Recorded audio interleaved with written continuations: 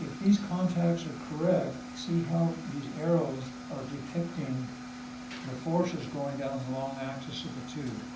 We don't want any of this going on. It's all straight up and down. So how do we interpret the marks on the articulating paper? So let's look over at the other side.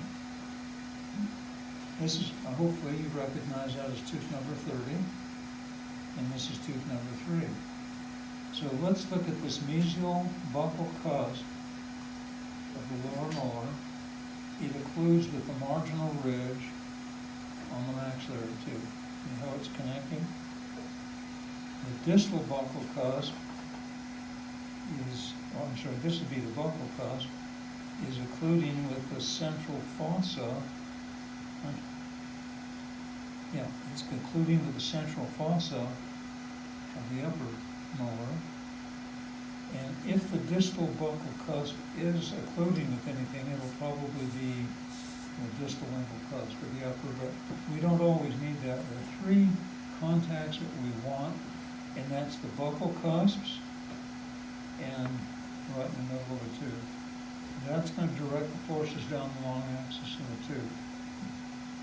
We don't want anything else. If it's on an inclined plane or down on the buccal surface or on the lingual cusp, we don't want that. So when you mark your temporary with articulating paper and you get everything hitting evenly with your temporary and the adjacent teeth, then if there are any marks in those other areas, they need to be eliminated. Is there any question about that? What will happen is if you make a temporary for a patient in the clinic and you don't follow this, they will call you that night and say, hey doc, my tooth hurts.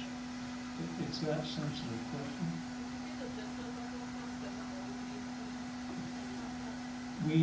It can be, but the main ones we're looking for are the buccal cusp and the center of the tooth. Keep it simple. Okay, so that's really all that I have. You can keep these as a reminder.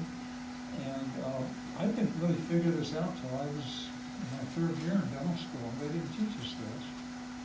And it saved me a lot of trouble once I figured it out. So you guys will be ahead of the game.